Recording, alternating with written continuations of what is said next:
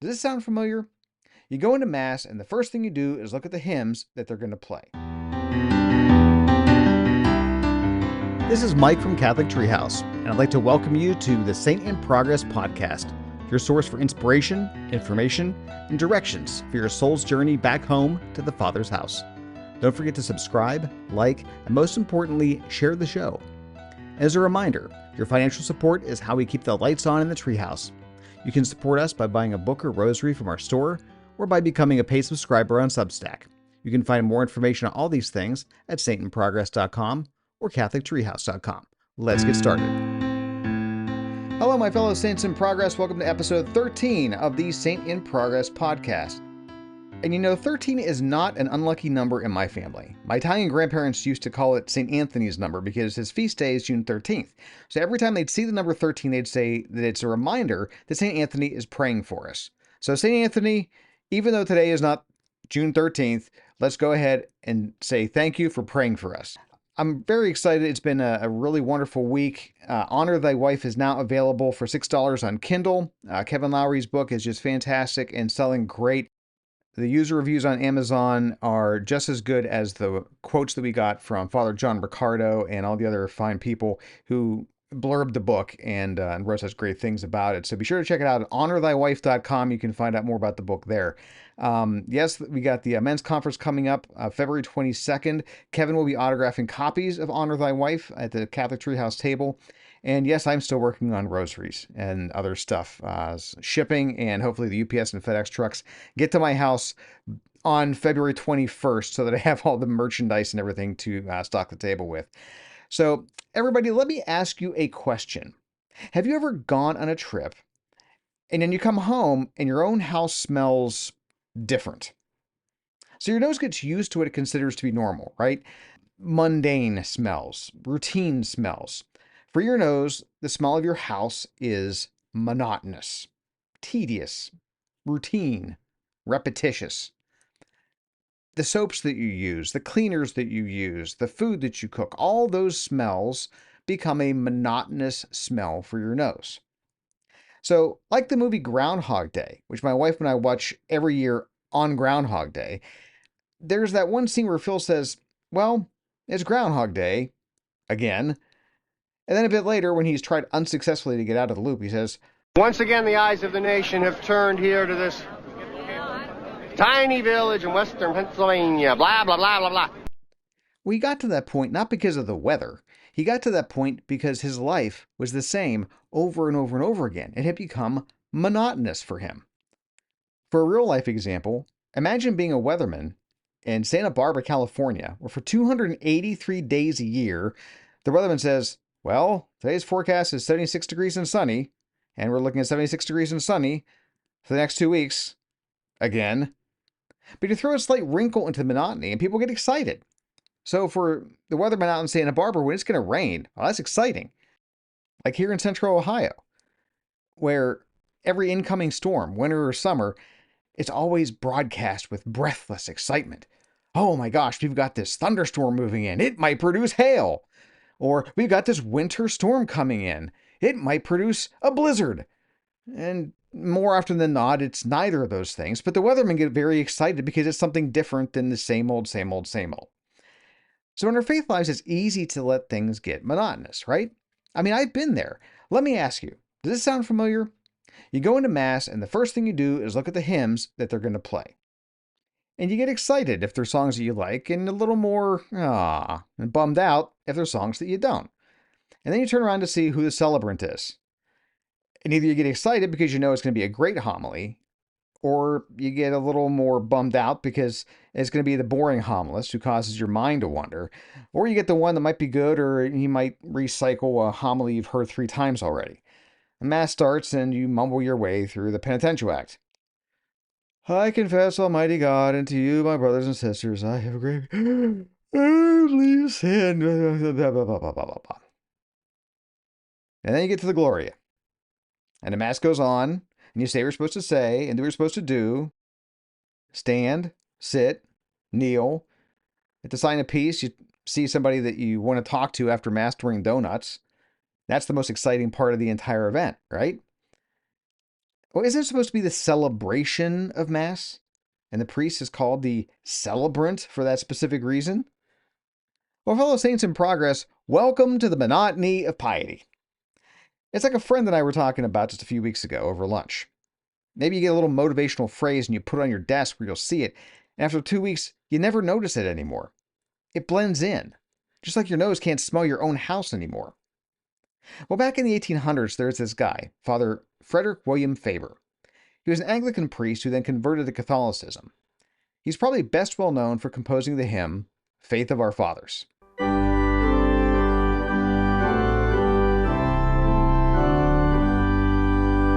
Well, he wrote these spiritual conferences, and they're pretty long. One of them is entitled The Monotony of Piety, and I've read it so you don't have to. So I'm going to summarize it and take a few snippets out of it. And at the end, I ultimately want you to come away from this episode with kind of a handle on what to do when you enter into a period of the monotony of piety. Now, if you want to pick up a copy of the book, a reprint of the original, I'll throw a link in the show notes. So Father Faber has this to say. We will start then with the admission that piety is almost unpardonably monotonous, and that we may the more pardonably complain of this, first of all, because at the outset it distinctly promised to be otherwise, and secondly, because really monotony is not a quiet suffering, like a degree of too much heat on a summer day, but it is a positive strain upon us. That rings true, I think, especially to converts. They're promised all of this wonder, but then after a few years, it just becomes another chore. It's Groundhog Day, again. Well, unlike Phil Connors, we can choose to get out of the loop. It starts when we stop being serious about Mass. When we stop being serious, we stop being reverent. And pretty soon, we see our faith life as a struggle that we don't have to take. We can stop struggling. When we give up when we stop struggling, well, we're giving up God.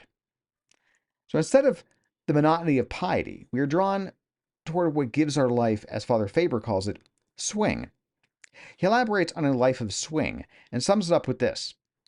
We are positively out of breath ourselves with the speed of our lives and the downright awfulness of our success.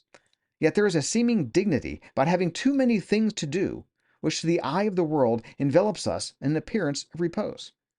We seem to be marching through life, marching to music, while we are in reality tearing through it like a planet got loose in space. Wow, isn't that prescient? This was written back in the mid-1800s. He's talking about being too busy. I mean, we're all living that right now, aren't we? So all of this is begging the question, why is piety so monotonous? Father Faber answers, because it lies in so small a compass, because there are only 10 commandments, because it's all fear, because it is all love. You see, my fellow saints in progress, our spirits can become dulled like the scent of our own home by our desire for the promise of the excitement of the city of God, for the promise of the city of God. But like being stuck in Punxsutawney, Pennsylvania, we're stuck in the city of man. We try to jazz it up a bit to make it more interesting, but no matter how many iterations of the liturgy of the Mass we go through, no matter how many changes of music director or homilist, it's possible to allow our spiritual life to get stagnant. What would you do if you were stuck in one place and every day was exactly the same and nothing that you did mattered? But Dr. Faber explains, the spiritual life is the progress of the finite creature toward union with the infinite. Nothing is indifferent.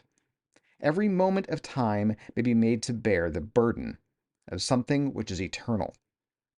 Thus, the three leading characteristics of the spiritual life must be effort, detail, and slowness. Now we can see the formula for dealing with the monotony of piety. Effort, detail, and slowness. So effort means you need to keep going. Keep doing what you're doing. Don't stop. Matter of fact, double down. Father Faber says, sink deeper down in prayer. This is a marathon to the Father's house, not a sprint. So let's keep that in mind.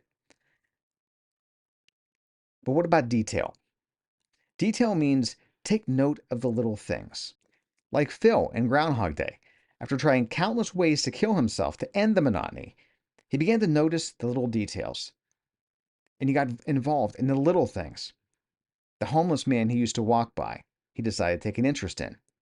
The different people in the diner, he obviously had conversations with each of them to find out more about their lives.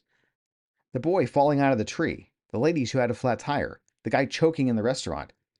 Each became a new and exciting thing for Phil to find joy in. For us, there's so many details about the liturgy of the Mass that we do and participate in. So many little things that we can find new joys in. Like, for instance, when at the reading of the Gospel, we mark our forehead, our lips, and our hearts with little crosses with our thumb, right? You're doing that, right? I mean, I've seen people who don't even do that. Well, do you know why we're supposed to do it? Because we're supposed to be saying a little prayer in our heads as we're doing that, as we're preparing to hear the gospel of our Lord Jesus Christ. We're supposed to be praying this as we're making those little crosses. May your words be on my mind, on my lips, and in my heart, that I might come to know you, never deny you, and always love you. That's a little thing. That's a little detail, but it's an important detail. And that's just one little thing. There's so much richness in the liturgy of the celebration of the Mass that is to be discovered by you. So many things to pay attention to that are going on.